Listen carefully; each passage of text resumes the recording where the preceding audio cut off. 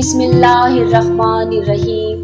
अल्लाहुम्मा सल्ली अला मुहम्मद व आले मुहम्मद। आलमे बुजुर्गवार जनाब आका हाजी मोइन शिराजी ने चंद इबरत अंगेज हकायात बयान की हैं जो जिंदगी गुजारने की राह मुतय्यन करती हैं।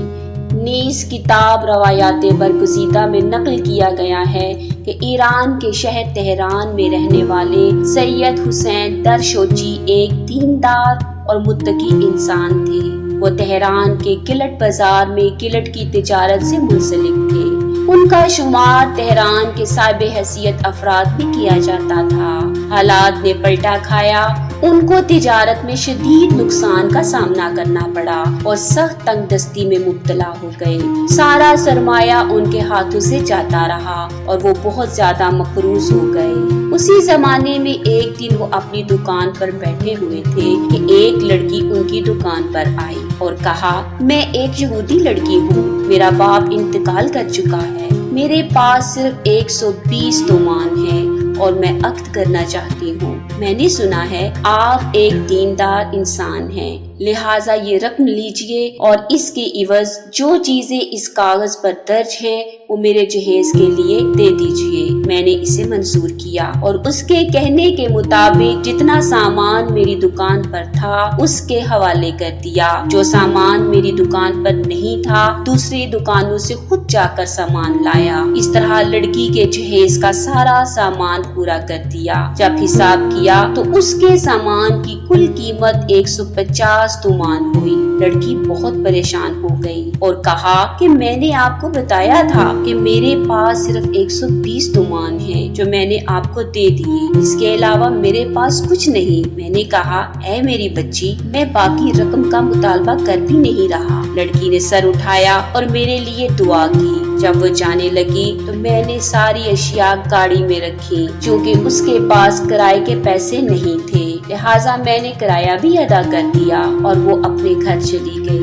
एक रोज मैंने अपने दिल में कहा कि अपने करीबी दोस्त हाजी अली आका बंदा से, जो तेहरान के दौलतमंदों में से हैं, अपना हाल कहूँ और उनसे कुछ पैसे हासिल करूँ। चुनाचे सुबह सवेरे उनकी रहाइश का शमीरान जाने के इरादे से घर से निकला। रास्ते में हाजी अली आका बंदा के लिए कुछ तहाइफ और 6 किलो सेब खरीद लिए। जब मैं उनके अहाता में दाखिल हुआ तो मेरी मुलाकात मीरजादा कासिम से हुई। मैंने उससे हाजी आका से मिलने की ख्वाहिश का इजहार किया और तहाइफ और सेब निगरान के हवाले कर दिए। उसने बाग में बिछी कुर्सियों की तरफ इशारा करके बैठने और इंतजार करने का कहा। बहुत सारा सामान लेकर उनको इतला देने रवाना हो गया।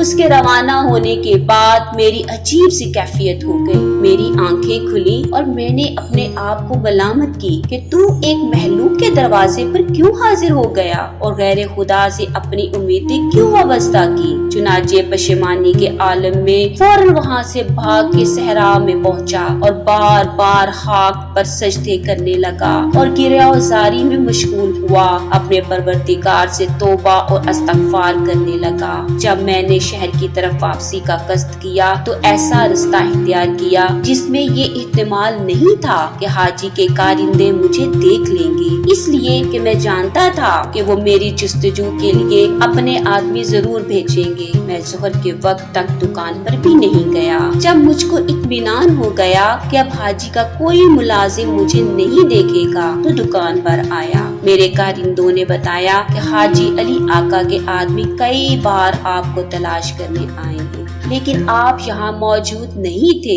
इतनी देर में हाजी अली आका का एक नौकर फिर आ गया और कहा, जनाब हुसैन, आप सुबह को आए थे लेकिन फिर वापस क्यों चले आए? हाजी अली आका आपका इंतजार कर रहे हैं। मैंने कहा, ओ भाई, तुझे कोई गलत फहमी हुई है। वो कारिंदा वापस गया तो हाजी आका का बेटा आ गया और कहा, चचा जानी, मेरे वालिद आपके मुंतजिर हैं, वो सुबह से आपके लिए परेशान हैं। मैंने कहा, नहीं बेटा, मुझे उनसे कोई काम नहीं है। आखिरकार वो भी चला गया। थोड़ी देर के बाद मैंने देखा कि खुद हाजी अली आका बंदा बीमारी की हालत में छड़ी टेकते हुए आ रहे हैं। मुझे सख्त निदामत हुई। उन्होंने कहा, ऐ बंदाए खुदा, तुम सुबह मुझसे मिले बगैर कैसे वापस आ गए? क्या तुम्हें मुझसे कोई जरूरत थी? मुझे बताओ ताकि मैं तुम्हारी हाजत पूरी कर सकूं। मैंने हाजी आका से सख्ती के साथ इनकार किया और कहा कि आपको कोई वहम हुआ होगा। हाजी अली आका मानने पर तैयार न थे। जब मैंने कुछ न बताया तो वह नाराजगी और गुस्से के आलम में वापस चले गए। चंद रोज के बाद मैं जोहर के वक्त अपने बाग में बैठा रोटी और अंगूर खा रहा था कि एक ताजिर जो कि मेरा दोस्त भी था मेरे पास आया और कहा,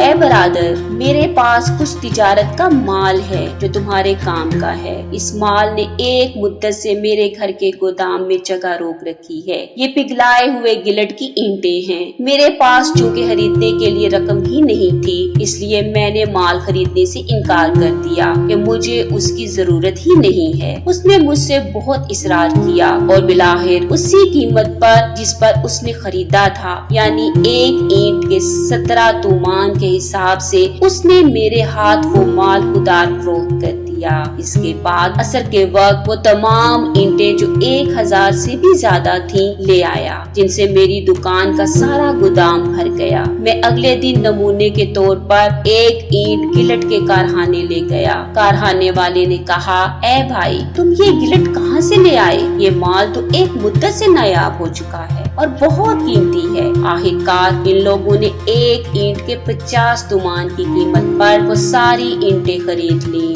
उसी रात मैंने ख्वाब में एक बुजुर्ग को देखा जो एक तख्त पर तशरीफ फरमा थे। मुझे देखकर अपने पास बुलाया और कहा, ए हुसैन, कुछ खबर है कि तेरे साथ ये मामला क्यों पेश आया?